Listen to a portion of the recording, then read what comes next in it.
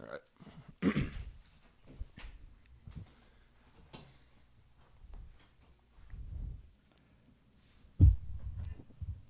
Grab another pole before it. Oh, yeah. Can't forget that. No. Lose us up. No.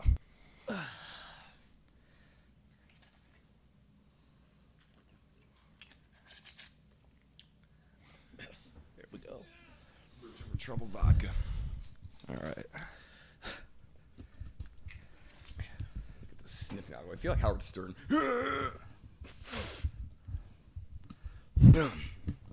All right, you ready? Count us in. In 5, 4, 3, 2, 1.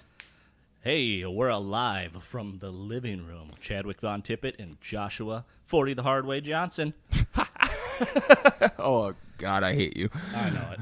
All right, no, that's perfect. Joshua, the 40 the hard way, Lee Johnson here, and the name of this podcast is One More Last Time. This is where Chad, why don't you give a rundown of what exactly we're doing here? Well, we're going to dissect records, media, pop culture, and we get to be general assholes, I guess. That's the name of the game. Well, I prefer dicks because dicks fuck assholes. Team America, fuck yeah. All right, so first installment of this basically is, I would say, revisiting maligned or misunderstood pieces of work by well-loved bands, well-loved artists. And I couldn't think of a better place to start out with Black Sabbath's 1976 album, Technical Ecstasy. Technical difficulty. Ecstasy. In some respects, yeah, it's an interesting piece of work in that I suppose what started me even really diving into this album was it was a few years ago, having been a fan, a student, a devotee of Sabbath for as long as I can recall. It was always based on those first 6 albums. Now, when I say Black Sabbath, I'm talking the Ozzy era. You know, the Dio era, Tony Martin, Ian Gillan, which, God, we're going to have to dive into that one at some point. Now, Black Sabbath, the Ozzy era. The first 6 albums I'd listened to front and back, loved. You can't really say anything bad about them. But then, after a while, I started getting hungry for more Ozzy era material. So the first place to go was, for me, Technical Ecstasy. Now, I could tell you my introduction to that album happened. Well, why don't we back up, and what was your introduction to Black Sabbath in general? Way back when. I like the way you think. Introduction to Black Sabbath was, for many people, the song Paranoid, but that was courtesy of my dad, who had, this had to have been like a truck stop or gas station purchase called The Best of Rock and Roll. And I remember reading the track list and it said Black Sabbath Paranoid, and I listened to the song that I'd heard countless times. And, well, you can't not love Paranoid. I don't care who you are. You'll love Paranoid. And if you don't, you're lying. Yes, you do. So I was probably 8 or 9 at the time that I consciously discovered that. And then as you start getting into metal years later, you go back, okay, what started this? And obviously it's Sabbath. Now, like I said, the first 6 albums I'd gone frontwards and backwards over and over, and it's always going to be as amazing as everyone says it is. So that would have been my introduction. Well, what about you, Chad? What was yours? Well, it goes way, way back to when I was about 3 years old. So my dad had this 1967 Firebird, and it would sit in the driveway. Had a cassette deck. You know, this is the 80s. Right, of course. So, you know, this record's probably like 10 years old, right? Think about that. Yeah. Paranoid, Black Sabbath Paranoid. It's about 10 years old at the time. About 10 years old at the time, Chad, you weren't even born. Right. The record was 10 years old. Okay, how does that lead to your introduction to them then? Well, I was 3. You were 3 in 1988. And the record came out in 1971. Okay, I was totally wrong. All right, I totally pissed all over your story, but go on. No, I'm intrigued now. I gotta hear this Firebird. I wonder cassette. why I thought the record was only 10 years old at the time. Because we're old. Everything is just that much older than we think.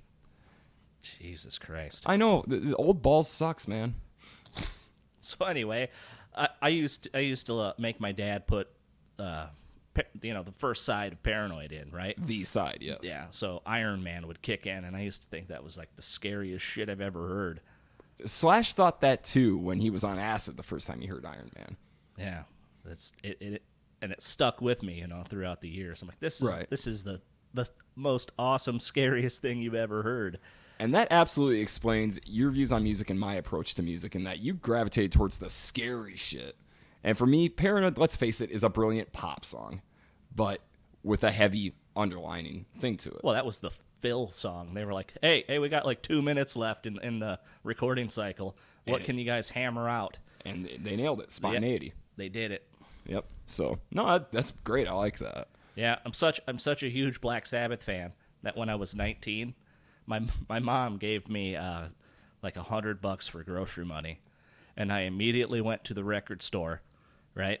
Right. And I bought the black box that had all 8 re-released Black Sabbath CDs. And I can't say I blame you one bit. So really at all. So I was like, I'm not gonna eat this month. I'm gonna listen to Black Sabbath. Hey, at least you had something to show for blowing $100 on something besides food. Clearly, you could probably figure out what I would blow $100 on. Yeah, it would last all 4 hours. But no, so that's good. I like that. Now, my introduction to Technical Ecstasy was actually courtesy of VHS. Yes, I'm old. Compilation called The Black Sabbath Story. They would show old videos, just basically the history of them up till the end of Ozzy. But the weirdest video I saw on there was this clip of this bearded British guy in sunglasses singing what I thought was a Beatles song. That song was It's All Right. And it was Bill Ward singing it. I thought, what the hell is this? This isn't Sabbath. So then the next song that they played was Rock and Roll Doctor, which even at the time I thought, okay, this is a Foghat song or something. This is not Sabbath. Yeah, you know what I thought that sounded like, that song? Okay. It kind of reminded me of No Bone Movies. Yes. Okay, I could totally see that. Yeah, there's a lot of songs on Technical Ecstasy where vocally I can hear Ozzy developing, Blizzard of Oz. Oh, yeah, totally. The thing that got me, though, was the title, Rock and Roll Doctor. Sounds like a Kiss reject song. Yes, and that's just it. It's like, okay, this is the band that wrote Electric Funeral and Sabbath Bloody Sabbath and Rock and Roll Doctor. What the hell is wrong with this picture? So, yeah, because I found out what album those songs were from, I avoided it like the plague for years. Yeah, I believe the first time I put it in, listening to it, all right, was the last time I listened to it. See, for me, it was entirely different in that my rediscovery of that album can really be thanks to YouTube and people uploading stuff for free and all this. So, okay, well, God, I've listened to all the Sabbath I can. I should probably explore these. Well, actually, the first thing that happened was a friend of mine bought me a vinyl copy of Never Say Die. So, all right, I'll listen to this. Title track's good. Then what the hell happened after that? So Cocaine and the soundtrack of Cocaine Working Against You that we'll delve into here more in a little bit. But no, so I heard that album and I was just like, no, this is bad. I don't like this. But so I thought, fuck it, I'll go back to Technical Ecstasy again. And the first song was Backstreet Kids, which the title alone is cheesy. Yeah, but that has a really slamming riff, Yes, this whole thing, the music was great. Yeah, and I thought, okay, well, this deserves further exploration. So I dove into the entire album, and that's what we're going to talk about tonight. Yeah. So a couple of things about that record. What do you got? It was recorded in Florida. Yep. So there's a lot of upbeat, happy sort of, that's a departure for Sabbath being right, like the darkest, scariest thing you've ever heard. But Volume 4 was the same thing. They were in Malibu. Yeah, but I still think Volume 4 is darker. No, Volume 4 is darker. Yeah, so could you just imagine fucking these guys on the beach? Well, the album tells the story, absolutely. Sure does. But not to interrupt you, but fun fact about that album, you mentioned they recorded in Florida.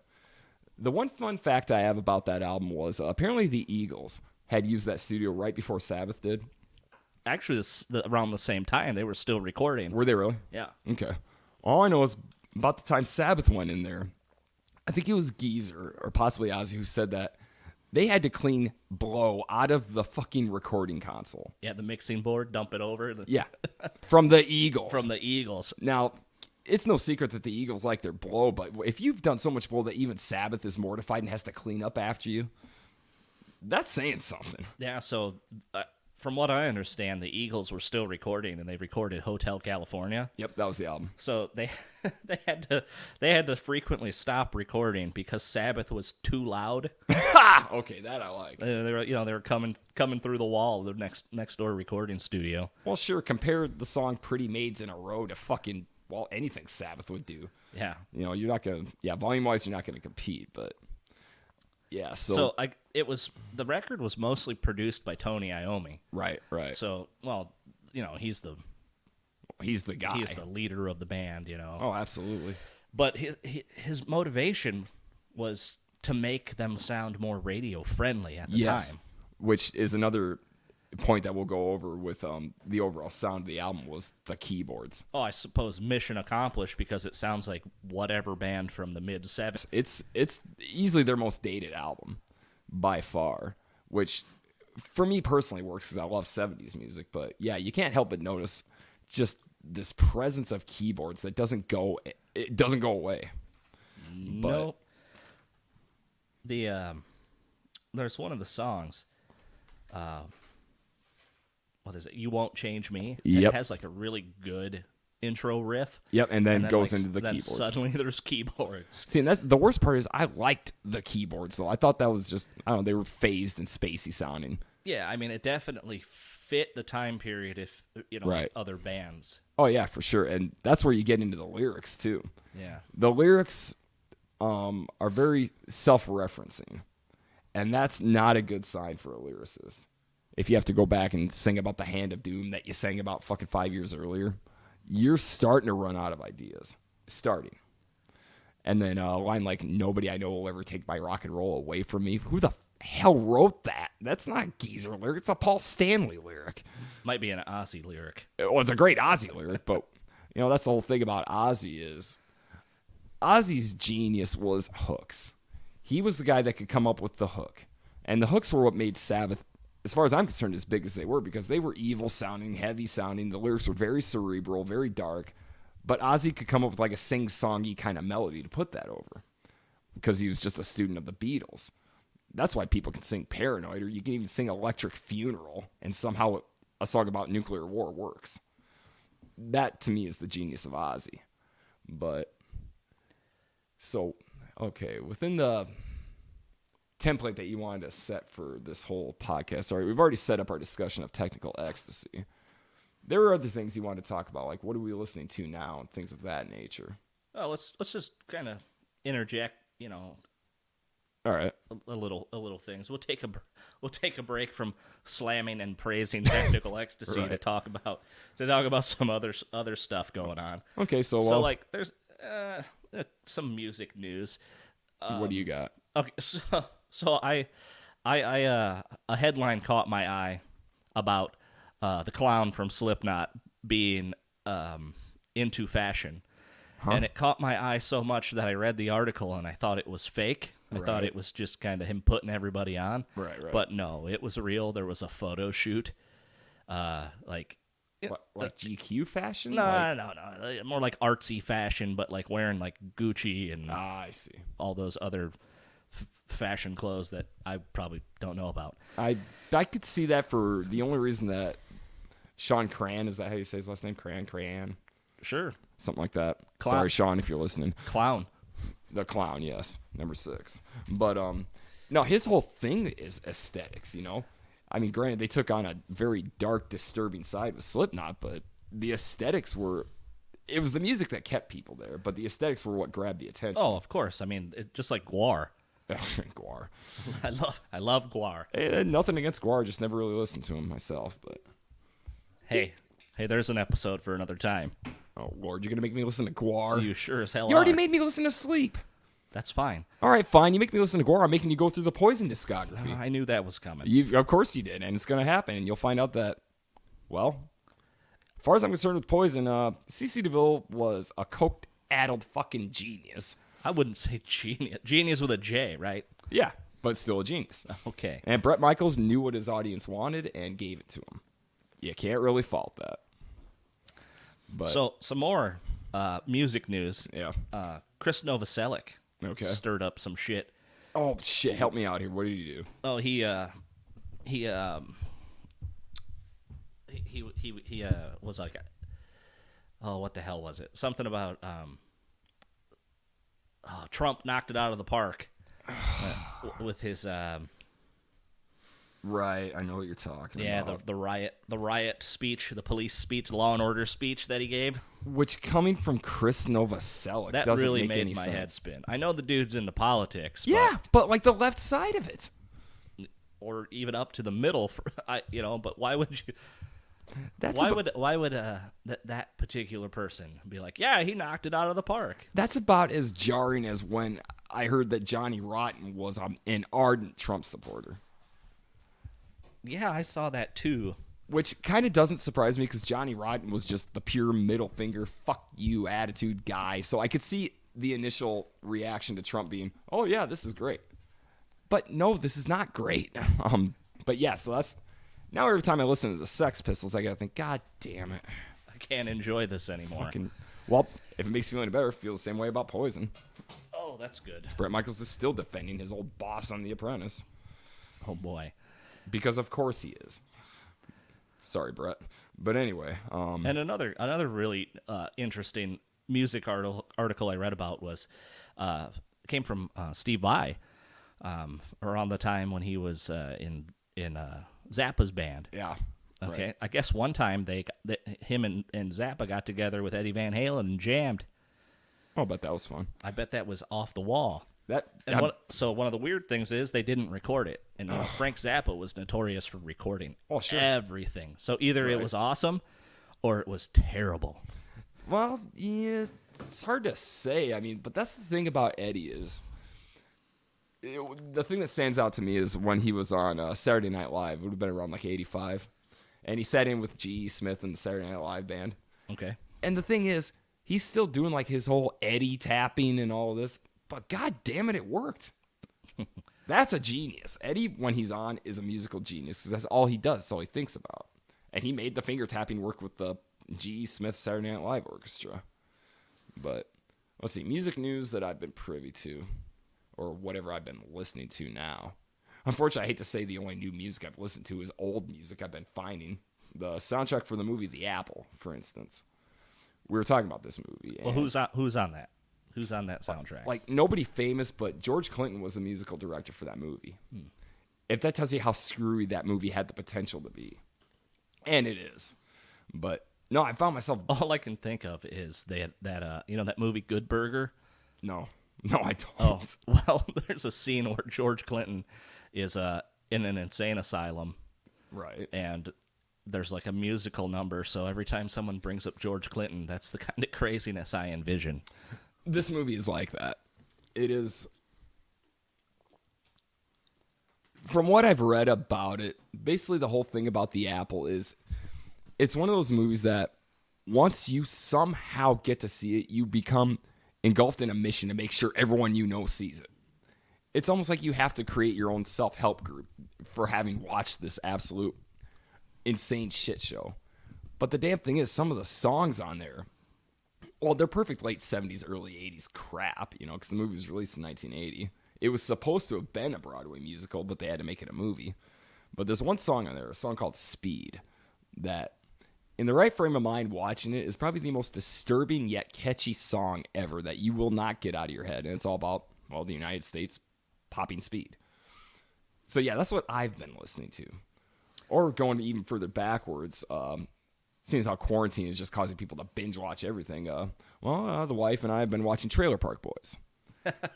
And Trailer Park Boys is great because I give them so much credit for being so loyal to Canada that any musician, any musical artist is somehow featured in there, even the ones nobody knows about. Which, of course, Rush was in there, and Alex Lifeson was in an episode, which is great. Yeah, they kidnapped him. Yep, they did. That was probably one of my favorite episodes. Oh, it's like in the top 5 of anybody. Oh, yeah, because at the end, Bubbles gets to go out and play Closer to the Heart. Damn straight. But, yeah, so they had Rush there. Trailer Park Movies, they had a Helix song featured in The Wedding. I don't even know the name of the damn song. I just know it was Helix. And then, God, God, there's one episode where they're out in the woods camping and they decided that they were going to get stoned, get drunk, and listen to Kim Mitchell, who is a Canadian guitarist. In fact, fun fact about him, Rush wrote a song called I Think I'm Going Bald on their second album, Crest of Steel, about Kim Mitchell. And if you watch any Kim Mitchell videos, those bastards is all I could say. But Kim Mitchell had a song in 1984, I want to say, called Go for a Soda, that you're looking at me like, what the fuck are you talking about? Oh, and it's just like John Mellencamp fucking sucking on a chili dog outside of Tasty Freeze. No, this is weirder, though, if you can imagine that. I'm saying this title, and you're going, what the hell song is this? But if I played it for you, you'd go, oh, God, that one?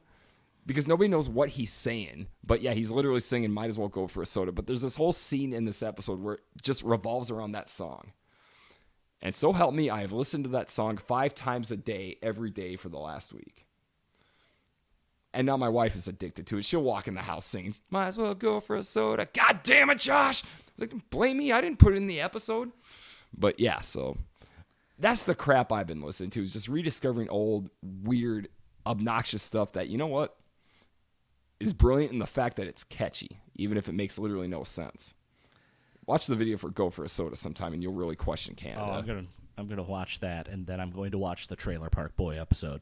Yes, you got to. I think the episode is called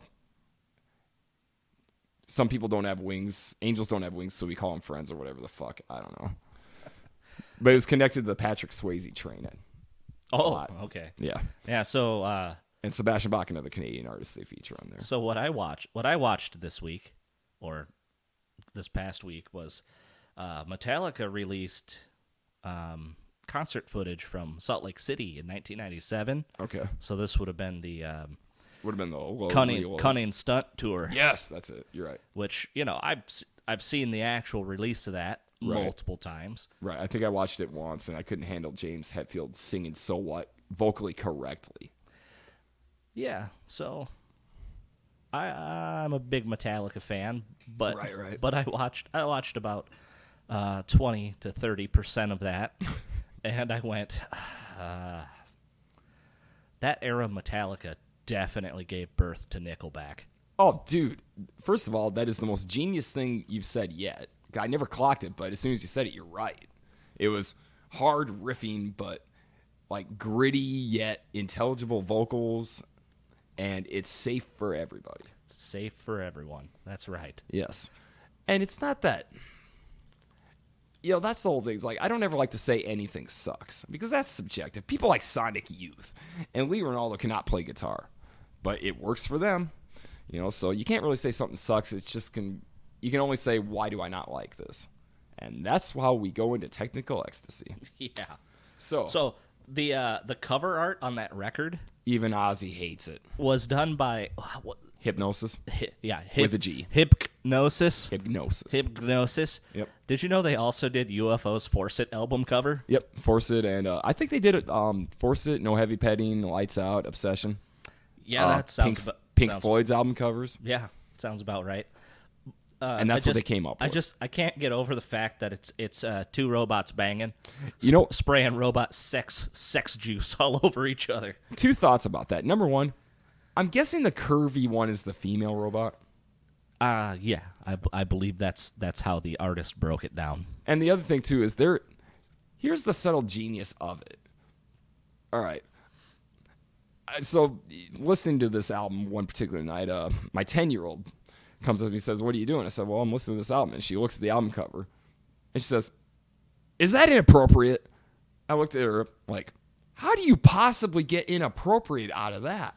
But maybe subliminally, Hypnosis knew what they were doing. Yeah, my 10-year-old daughter figured out that was inappropriate. 2 robots on an escalator. So maybe they knew what they were doing. But it still sucks. It's awful. It is awful. And that's where it begins, is the jarring thing of the all-white album cover. Sabbath didn't have that up to that point. So yeah, it's an all-white album cover, and first impressions are everything. Imagine you're a fucking 16-year-old in 1976 buying the new Black Sabbath album, and that's the first thing you see. What do you think's going to happen after that? Well, it leads right into what the album turns out to be. So let's go to track 1, Backstreet Kids. What was your initial impression of it? I thought it had a good riff. Okay. For the majority of these songs, the musicianship is there. Yes. I mean, of course, it's fucking Tony Iommi and Bill Bill Ward, the unsung fucking hero of all time, and Geezer Butler. Right. I mean, how can you mess with that? Well, You know, Never Say Die would show us how. There's tons of riffs. Yeah. I think the music's good for the most part, but it's not Sabbath. Right, and I agree with that. And I had the same impression in that. I felt the same way about the next track. You Won't Change Me had a massive intro riff. It just riffed, and then keyboards. right. Not to say there's anything wrong with keyboards and music, but I feel Depends on the band. Really. feel something about there being keyboards in Black Sabbath, Right, and other than a synth or a noise. right, You know? right. And I agree with you. And then It's All Right. I thought that was awesome. It's very Beatles-esque. Yeah. And Bill Ward has a great voice. Yeah, he actually does. It's very British. That's the damn thing. That's why I thought it was a Beatles cover. Yeah, it reminds me of the Beatles, and then it also reminds me of when Hendrix Little Miss Strange. Yes, Noel Redding singing. Yeah. Yep. But yeah, Back to Back Kids. My first impression of it was the title. It's like, what level of cheese is this? But then you get into the music. It's it's a great fucking riff. Can you imagine if Backstreet Kids was a record? What the record would look like? No, and I don't want to. It'd probably be a lot of blue jeans and alleys. Yeah, I would imagine. Yeah, I could see that. But yeah, my first impression was musically. It's like, oh, this is great. This is rocking, you know. And then I listened to the lyrics, and now if I want to hear a song like that, Kiss is great. You know, We're Calling Dr. Love, and You Pulled the Trigger of My Love Gun. Hearing Ozzy in that era sing Nobody I Know Will Ever Take My Rock and Roll Away From Me sounded just, what is the word I'm looking for? Desperate. Just, I need a line, and a group of 200,000. I need a line that I can't snort. That's exactly right. And this is like, to me, the final stage of when cocaine worked for Sabbath. Because there are shades of brilliance on that album. And I honestly believe that Blow had a lot to do with it. Iommi in the studio getting just fucking geeked out and layering more and more overdubs and coming up with more and more different ideas of where you could take a song. But then that leaves Geezer to write the lyrics. And he has to write, Nobody I Know Will Take My Rock and Roll Away From Me. And he's also starting to reference himself. Sitting in my hotel room thinking about the Hand of Doom. Yeah, you got to go backwards. Okay, so you found a way to work that in there, and that's fine. But that's almost like the death knell of your career when you have to reference yourself years later. But yeah, Backstreet Boys lyrically, I hated that song so much. You said Backstreet Boys. Well, Backstreet Boys, Backstreet Kids, same thing. That's all the same. But yeah, lyrically, I hated that song. But musically, can't help it. Liked it, but like you said, was it on par with Sabbath? Hell no. No. So, next song, You Won't Change Me. Yep. All I can think about are the glaring keyboards. Yep. And it just kind of ruins it for me. And I could see that because the overall album, if I could sum it up, from cover art to keyboards to mixing to all of it, is bright. Yep. It is so bright. It has an upbeat quality to it. Yes, it's bright. The album cover is white. The keyboards are clean. It's bright. And Sabbath up to that point was not bright. They were very bass heavy, very dark lyrical content, dark riffs, dark mix even. You know, it was bass heavy. This one, I think the only song I heard the bass in was fucking All Moving Parts Stand Still, and it sounded like tinny. Almost almost like funky. It wasn't that Geezer warm sound. But yeah, as far as my views on You Won't Change Me, as a 70s timepiece, I thought it was great, especially the phased keyboards or whatever the hell. I personally love that. But I'll listen to fucking Yes from the 70s and enjoy it. Yeah, a band that actually does that. Yeah. Within Sabbath, I take this song and this album as apart from Sabbath. I can listen to it and enjoy it as a 70s artifact, but not really as a Sabbath artifact. Because the riff, like you said, was just pure Sabbath. And then, bam, wow, wow, wow. And then the lyrics, Nobody's going to change my world. It's like, God, Jesus. Cliche after cliche. Come on, Geezy, you're better than this. But yeah, so I'm with you on that. Yeah, That's from sitting on the beach all day. Yes, exactly.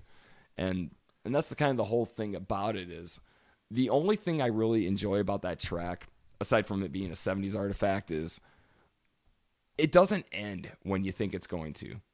You'll go into that I only play one lead, and then you think that's the end of the song when it does a da da da, and then do do do do do, and then they'll go into another verse. I like that about it. It kind of keeps your attention enough to where you're not sure really when it's over. They spaced it out pretty well like that, structured it like that, much like Sleep would, and we'll talk about them later. So that's my feelings on that track. Yeah, any more? Or you want to move on to number 3? Yeah, keep on trucking along. Keep on trucking. I like it. All right, so It's Alright. My introduction to that was, like we talked about, I thought it was a fucking Beatles cover. And I thought it was so un-Sabbath. Now, they didn't make it bad by any stretch.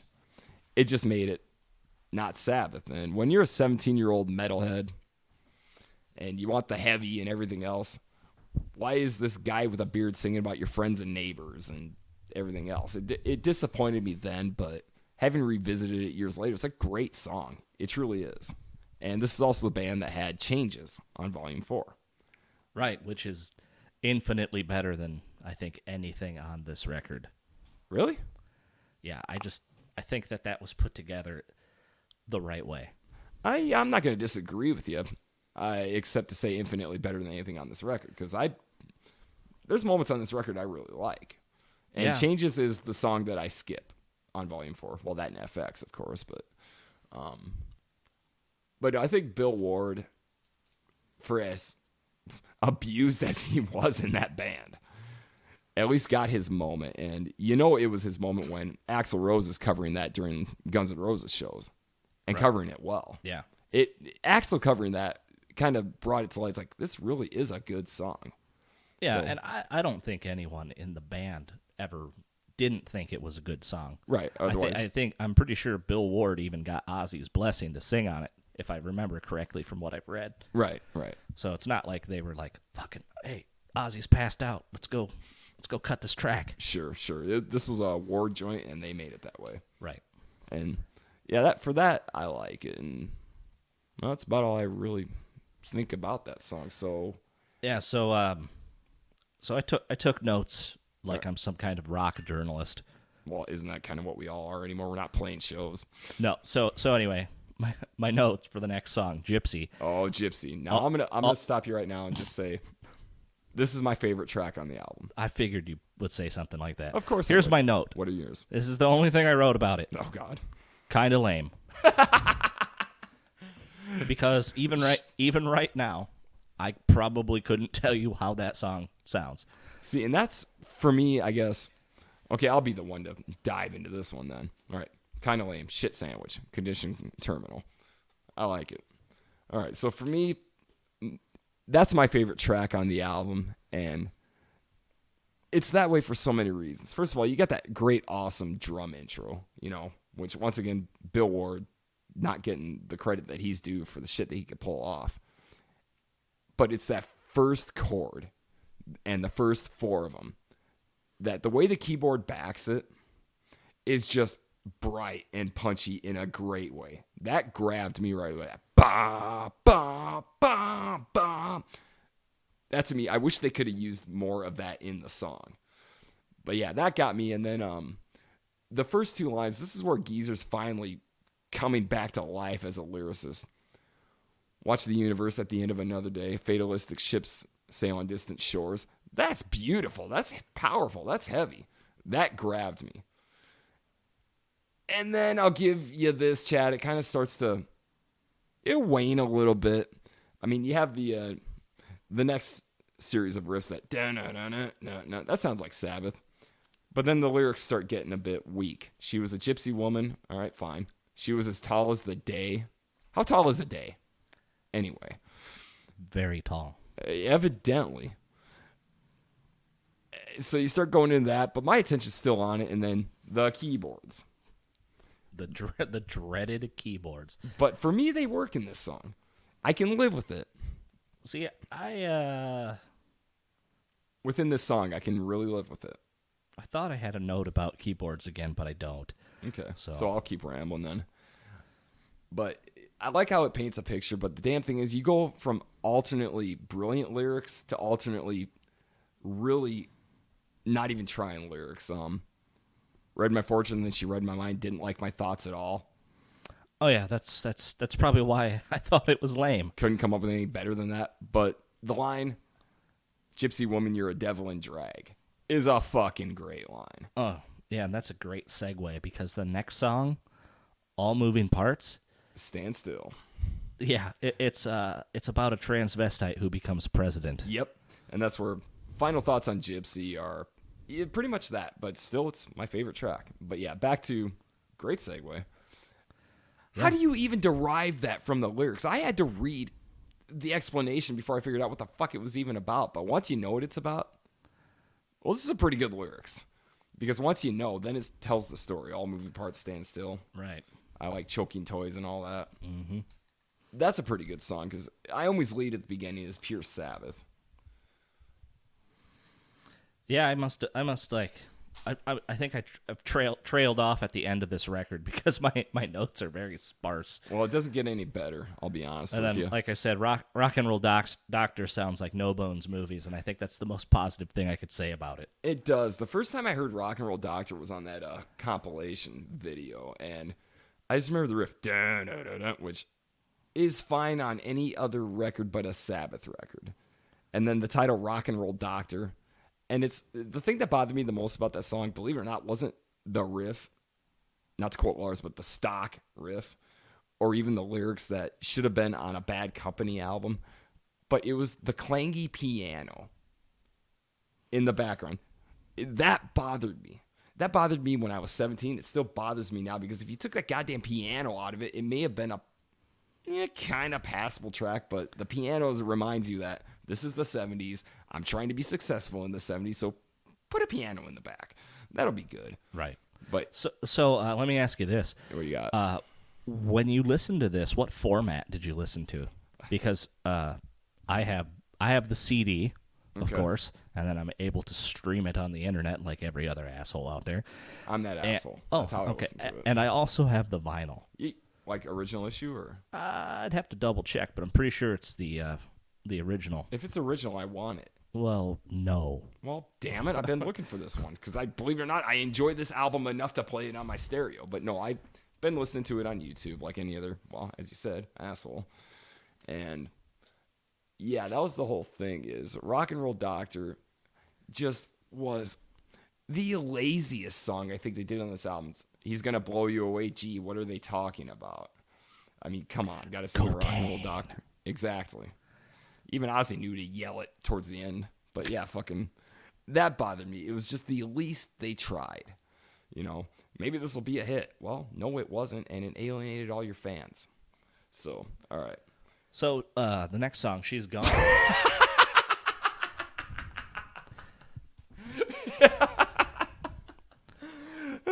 God, if I had to pick a least favorite song on that goddamn album, it's that one. I love this because we're polar opposites on this. What? My note says it's my favorite tune. Shut the what? It has for some reason, I felt it had a Goodbye to Romance vibe to it. No, it doesn't, Chad. No. I'm pretty sure it does. No. Okay, fine. I got to hear your views on this. I got to hear them. Well, what do you got? That's all I got because I can't remember why I wrote that note. Okay, She's Gone. This is what bothers me about the song. First of all, God, I hope I don't go listen to this again and go, you know what? Josh was right about this. I'm going to hold to it. It's my favorite tune. I'm going to stick to that one. I've known you for 15 years. Can I be right about something once? Because I haven't been right about anything yet. And I'm usually the one saying, yeah, Chaddy was right. Mastodon's great. But no, this song. Okay, the first thing that bothers me about it is the title. She's Gone. She gone. She's gone. Oh, there's a song. Then the strings. I hate strings. Oh, you know what? That's probably why I liked it. Because you like strings. I think the strings definitely did it for me. See, and I hate strings. It's melodramatic in the wrong way. It just bothers me. You want to know what song that I don't like strings in, and it's not very long amount of strings, but it's the orchestra tuning in front of Symphony of Destruction. Yes. I cannot stand to hear it. Right. Because, okay, we get it. It's a symphony. Yeah, they're tuning. See what you did there. Okay. Here, take a pull. Oh, yes. There we go. But anyway, no, the strings. Okay. This is heavy, lovelorn, lost love bullshit. Then it gets into the twinkling acoustic guitar. Fine, I can live with that. I like acoustic. I like pretty melodies and all this.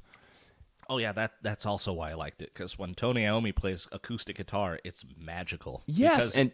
magical. Because you normally see him play like power chord rock, you know? Yeah. And you forget just how awesome he is as a guitar player. And he truly is, and I like that end of it, but so that I think that's why I liked it. The symphony and then the acoustic guitar. I think I probably stepped over any of the other crappy aspects of the song. And this is where I get to point out the crappy aspects of the song, or what bothered me about it, I should say. First of all, it was Mick Wall in his book Symphony of the Universe who said the most cringeworthy part of that song was Ozzy plaintively yelling, "Ooh, my baby." I don't think that's fair because Ozzy had been saying, "Come on, baby," for how fucking long? You know, guy, what was it? National Acrobat. Come on, baby, I'm talking to you. He's always said baby. So that didn't bother me. What bothered me was one line. I wanted you to be my wife. That's definitely lame lyrics. That is, why not just say, you promised roast beef for dinner? Good toss. Vodka. But, yeah, why not just say, I wanted roast beef for dinner, or I thought we were going to go on a date, or I thought you liked me, or I thought we were more than just friends. I wanted you to be my wife. Jesus Christ. I wouldn't say, I could possibly say that to anybody without feeling like, okay, just cut my dick off because I'm pathetic. I will have no more use for this. I hate that line. That was like, every now and then you'll listen to a song, there'll be one lyric that'll like jar you out of whatever stupor you're in because the song itself is just there. That was the one that jarred me. Listening to this string-laden, love-lorn, fucking depressing thing, then, I wanted you to be my wife. What the fuck? Really? Ooh, my baby. So yeah, those are my feelings on that. That one line just destroyed it. I wanted you to be my wife. Like I said, I really enjoy the yin and yang we have about this. Yes, and this is why I hate your favorite track, and it sounds like you hate mine. That's exactly right. So let's go to my track. second favorite track, Dirty Women. Dirty Women. Okay. I, for some reason, just love that riff. It's a great riff. They were playing it live during the reunion and all this. Yeah. I saw the original Black Sabbath in 2001. I caught them in 99, I believe. So, that was one of the songs they played. Yep. And they also played Sabbath, Bloody Sabbath. Yeah, and Ozzy had to skip that entire fucking last part. Yeah. But still. Right, but yeah, Dirty Women, the riff is great, and the music is almost progressive, and there are a lot of changes in that. And it's about prostitutes. Yeah, it was written about the prostitutes outside their hotel. Oh, yeah. And I think that's where that track starts to bother me. That it's about prostitutes? No, that's what do you have against sex workers? Nothing. Sex workers have rights. I think, no. It doesn't bother me that it's about prostitutes, but that it's so lazily, lyrically, about prostitutes. First of all, it's called Dirty Women. Dirty Women. All right. Shouldn't that be on a Kiss album? You're probably right, but it is a very British sounding phrase. It is, but the damn thing is, if you examine the lyrics, even those lyrics. Should it have been called Dirty Bird? No, that would have been even worse. But no, the lyrics bother me because, number one, because I know what Geezer is capable of. And you had to title a song Dirty Women. Gee, what are you talking about? It doesn't challenge you even remotely. And then just see them walking through the night. These are just obscenely cliched lyrical devices. And it all culminates in the one lyrical device that bothered me and actually Mick Wall tremendously. Dirty women, they don't mess around. That's where we're going with this. Dirty women, they don't mess around. That is why it bothered me. It's hard for me to listen to it. I mean, I can if I ignore the lyrics, really, to be honest with you. But no, lyrically, it's just... You know what? You make a good point there. I felt like if I ignored the lyrics on, let's say, half of this, Yeah, right. it was listenable. Yeah. You're absolutely right. Ignoring the lyrics. And you know what's been fun about this is when we, review this, I've been a musician for so long that I've forgotten how to like music. Right, and I've been a lyricist for so long that it's hard for me to just let it go. So it's been really fun to try to listen to it with a set of ears that's like a music fan instead of a person who plays music. Well, and this is what I've been trying to tell you for 15 years when you and I were trying to write songs. You remember the fucking disagreements we'd get into? Yeah. Because you knew music and how music was supposed to work, and I would just be saying, but it sounds cool, right? But it's not right. Hey, but it sounds cool gets you only so far. I don't know. It seems to work for quite a few people. That's true. I don't know. To me, in the end, I agree with you that it sounds cool can only get you so far, because it sounds cool sure seems to be working against music right now. But I guess for me, I like passion, really. Something that has, for lack of a better way to put it, some balls behind it, I mean, to me, the Ramones are as legendary as they are, not because they were obscenely talented, but because they could get a feeling across. The Sex Pistols, I love the Sex Pistols because that is a middle finger in your face for an hour listening to that album. Johnny Rotten is not a musically trained vocalist by any stretch, but I would rather listen to him than fucking Jeff Tate. There's attitude there, something real. That's what I like, and I think that's the problem I have with Technical Ecstasy is 1976 punk was starting to rear its ugly head, especially in Britain. And people like Sabbath were marginalized. Same with Zeppelin, the old dinosaurs and all this shit. Yeah, could you imagine if they decided to do a punk record? What do you think? Sabbath? What do you think a Sabbath punk record would sound like? It wouldn't, because Iommi can't dumb his playing down to that level. Well, okay, so there's an argument to be made there, and I'm not saying that his playing is dumb in any sense of the imagination. Oh, the Lester Bangs, it's simplistic fucking plotting bullshit. Yeah, the power chordy stuff that he does. Yeah, which is like a lot of punk bands are power chord. And Paranoid is a punk song as far as I'm concerned. Well, it's definitely fast and straight beat. Well, put it this way, Chad. There isn't a band I've been in yet that didn't cover Paranoid. And why is that? Because every guitar player, every bass player, every vocalist, every drummer has learned that song first. And why? Because it's easy. Because it's 3 power chords. Jesus. I taught my stepson that song, and I don't know how to play guitar. But the damn thing is, I taught him a couple other Sabbath songs. Iron Man, I taught him. Why? It's a bar chord. I can teach you that. So, in that respect, yeah, I'll give you that. Absolutely. But Iommi's genius really was, number one, like we talked about, the acoustic playing. Oh, and his lead guitar stuff is just amazing. Yes. Oh, and everybody knows this. He's missing the tips of his fingers on his playing hands. And so that's all his style, all the power and strength in their music is coming from a guy that hardly puts any pressure on the strings. Yep, and it's not a joke. It's not a myth to say he invented heavy metal. I mean, there were other heavy bands out there. Of course there were in the early 70s. And there's always going to be the argument of, well, who was first or whatever. None of them had the tips of their fingers cut off. None of them had to down tune just to be able to play. And none of them had the genius that Ozzy, of all people, had of seeing people go into a scary movie and saying, why are these people paying to scare themselves? Sabbath really did invent it, And that's why, listen to any stoner rock band, doom rock band. Why do they all sound like Sabbath? Because, as Rob Zombie said, Tony Iommi wrote every great riff ever. It's all just a variation of it. So that being said, right. I feel like they can be forgiven for this one. You goddamn right. So here's a couple of other little tidbits that maybe you didn't know about this record and the tour cycle. Try me. So evidently Geezer and Malcolm Young didn't get along on tour. Oh, God, the knife fight incident that nobody can agree on what happened. Yeah, Malcolm thought he pulled a switchblade on him, and Geezer says, no, it was a switchblade comb. Yep.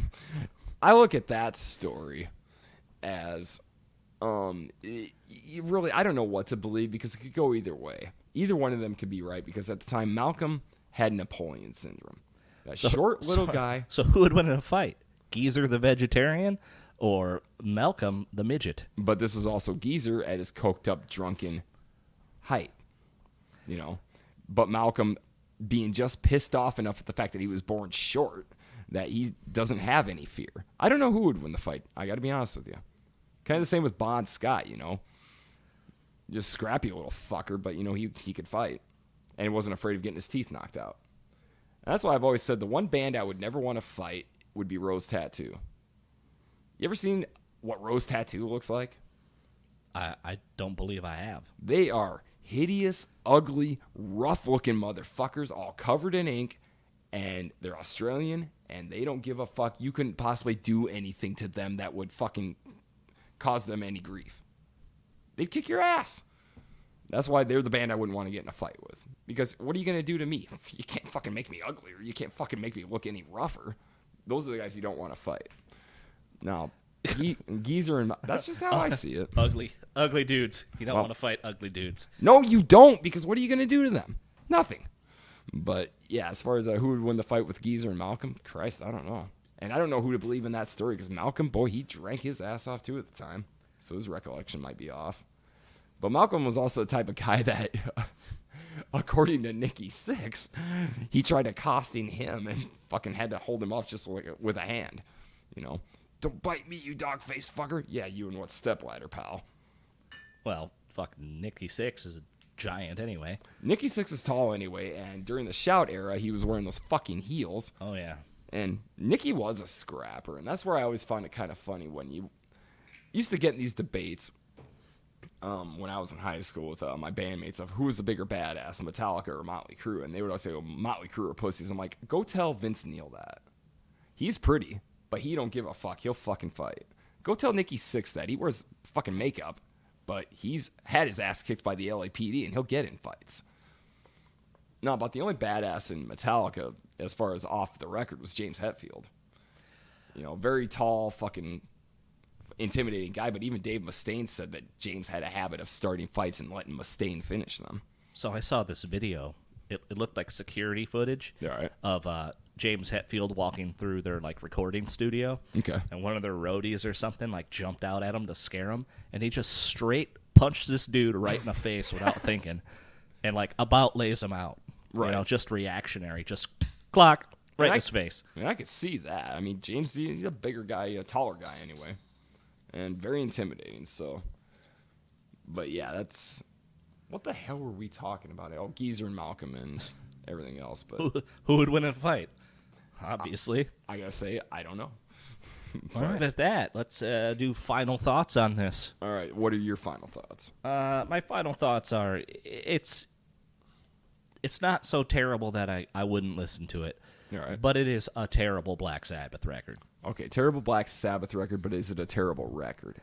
I don't think it fits the criteria of terrible record. Okay. It sounds good. Not every it sounds mostly good. Okay, I'll give you that. It has some vocal shortcomings, lyrically. Lyrically, okay, all right. I think I give it a 6 out of 10. Okay, so we're going to the 10 scale then? Why not? I like it. Okay, my final thoughts on it are, God, how to sum this up? If you take the name Black Sabbath out of it and just listen to it as this album called Technical Ecstasy by whatever fucking band that would have had a one album in the 70s or whatever, I think it's a great album. Let me take that back. I think it's a good album. I think lyrically it's lazy. And I have a problem with lazy. I think musically it's a product of its time and a brilliant product of its time. I think it uses the keyboards tastefully, except in Rock and Roll Doctor. That piano should not have fucking been in that song. But I like the keyboards elsewhere because they sound like the 70s. That weirdo synthesizer shit.